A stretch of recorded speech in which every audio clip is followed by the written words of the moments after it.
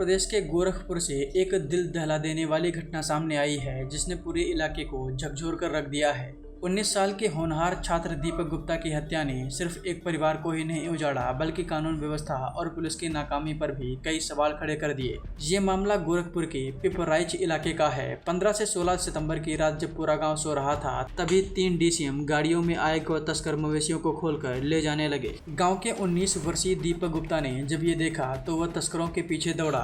यही साहस दीपक गुप्ता की जान का कारण बन गया। गौ तस्करों ने उसे अगवा कर लिया और करीब 4 घंटे बाद उसकी लाश गांव से करीब 4 किलोमीटर दूर झाड़ियों में मिली।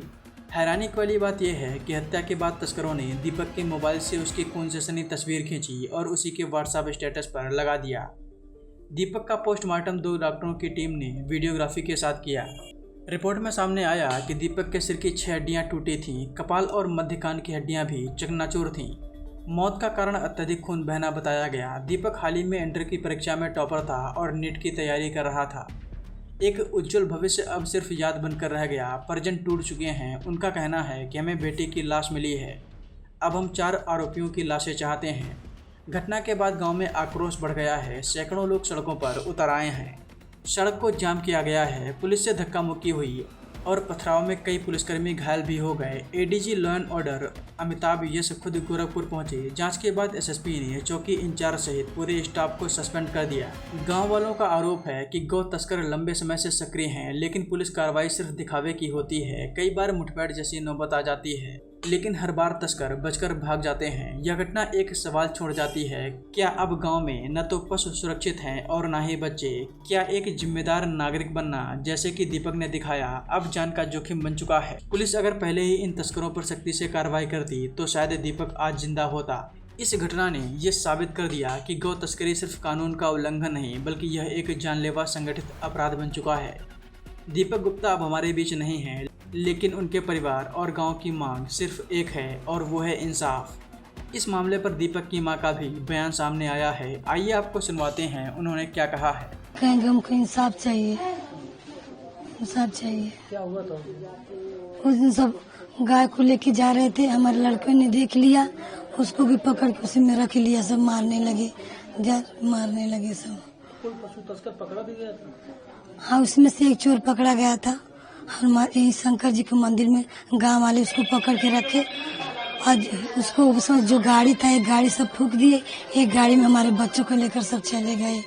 बच्चों को लेके जा रहे थे तो हमारे जो देवर हैं दौड़ाते दौड़ाते कुछ दूर गए तो सब लाइट बुझा बुझा कर भाग रहे थे। इसलिए पता नहीं कहाँ से किधर सब चले गए, नहीं उनको पकड़ पाए। इस दौरान आपको भी कुछ चोटें लगी जब चोर को ले जा रहे थे सब? नहीं, जब चोर के गांव वाले पकड़ के लाए, चोर को मंदिर में रखे, उस समय हमको चोट लगा है। हम चोर को नहीं जाने दे रहे थे, पुलिस सब जबरदस्ती से ले जा रहे थे। पुलिस का ही कहना था कि चोर को छोड़ दो, हम ले जा रहे थाने, पूछताछ करेंगे, तुम्हारे बच्चों को लाइए। इसमें सारी लापरवाही पुलिस की है। पुलिस हमारे बच्चों के 1 बजे मरने का खबर आया, बच्चा 11:10 पे किडनैप हुआ है। इतने देर में बच्चे इस रास्ते से गया है, झुंगिया के लगे सरैया, वहीं पे लाश फेंका गया है। मांगिए झुंगिया थाना पड़ता था, अगर ये सब फोन किए होते तो हमारा बच्चा का गाड़ी वहाँ पर पकड़ गया होता ना। बताइए, गाड़ी पकड़ लिए होते ना। लेकिन जब पता चला तो प्रशासन फोन नहीं उठाया, और जब चोर पकड़ा गया तो पूरा पुलिस आ गई चोर को बचाने। उसके पहले पुलिस नहीं आई। पुलिस घूसखोर है, पैसा खाई है। तो कल जो है DM और SP साहब भी आए थे, तो कुछ बात हुई थी आपसे? हमसे नहीं बात हुई थी DM से। कल रात में जो है ADG लॉ एंड ऑर्डर आए थे आपके घर? हमसे किसी से नहीं बात हुआ है। कहा दीजिए, मीडिया वाले से बात हुआ था। तो क्या मांग करते हैं आप? हमारे बच्चों को इतना पढ़ा लिखा के उस क्रिकेटर बनना था, उस क्रिकेटर के लिए उसके पैसा जमा किए थे और लखनऊ क्रिकेट के नीट की तैयारी का डॉक्टर बनना था। उसके डॉक्टर के लिए अगले साल फार्म भर के, सरकारी वाला ही भला कि प्राइवेट पड़ेगा तो मान्यता नहीं रहेगा, अगले साल उसका फार्म भर के हम सरकारी बी फार्मा कराते। क्या अब हमारे बच्चों को बी फार्मा मिलेगा? अब हमारे बच्चों को न्याय चाहिए, हमारे पति को नौकरी चाहिए। कैसे हमारे पति, हम कैसे पढ़ाई लिखाएंगे, कहाँ से हम करेंगे? हमारे पति को नौकरी चाहिए, हमारे एक बच्चा है उसको भी पैसा चाहिए उसके भविष्य के लिए। योगी बाबा से भी आप लोग कुछ अपील कर रहे हैं? हाँ, मुख्यमंत्री योगी हमारे पास क्यों नहीं आए मिलने? अभी तक क्या कर रहे हैं योगी? हमारे घर आना चाहिए न, उनको आना चाहिए न। आना चाहिए। बाबा हमारे घर आए, हमारे बात सुने, मुझसे क्या करें, उनसे क्या कहना चाहते हैं। हमारे पास है बाबा। बाबा अगर अच्छे बाबा हैं और नहीं तो नकली फर्जी बाबा है। सही बाबा है तो हमारे द्वार पे आइए। नहीं सही बाबा है तो अभी तक बाबा को आना चाहिए न। एक झलक आके थोड़े बस 2 मिनट के लिए आ जाते तभी हमको तसल्ली हो जाता।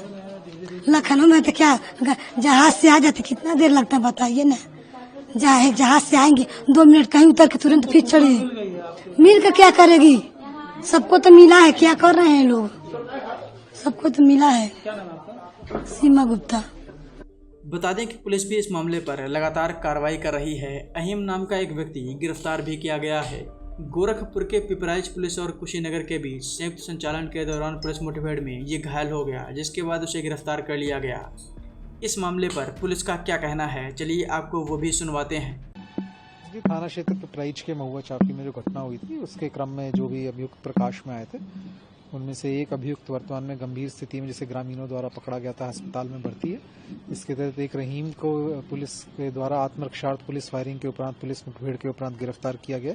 2 अन्य अभियुक्त जो है उनको हिरासत में लेकर के पूछताछ की जा रही है। 2 अन्य अभियुक्त जो इस मामले में प्रकाश में आए हैं, उनके अगेंस्ट पुरस्कार घोषित किया गया और उनको पकड़ने के लिए हमारी टीम्स लगी हुई हैं। जो भी इसमें प्रगति होगी आप लोगों को अवगत करवाया जाएगा। ये थाना रामकोला क्षेत्र में हुई है कार्रवाई। तो सर अभी कितने और अभियुक्त हैं जो फरार हैं? देखिए अभी जो हमारी जितने भी अभी तक हमारे उसमें आए हैं, जो प्रकाश में आए हैं, बाकी हमारी लगातार विवेचनात्मक कार्रवाई चल रही है। उसके क्रम में 4 हमारे अकाउंट फॉर हो गए, 2 के खिलाफ अभी हमारा पुरस्कार घोषित किया गया, जिनको हम लोग ढूंढ रहे हैं। बाकी आगे जो भी विवेचनात्मक प्रगति होगी, जो भी अन्य लोगों का पता चलेगा, तो उस हिसाब से आपको अवगत करवाया जाएगा। कहाँ के रहने वाले थे सर? ये अलग अलग जाके रहने वाले थे। इनमें एक व्यक्ति गोपालगंज बिहार का रहने वाला था, एक व्यक्ति कुशीनगर का रहने वाला था और सब अन्य क्षेत्र के रहने वाले लोग थे। वो सबको डिटेल प्रेस नोट अभी जारी कर रहे हैं, उसमें आपको पूरा वो मिल जाएगा।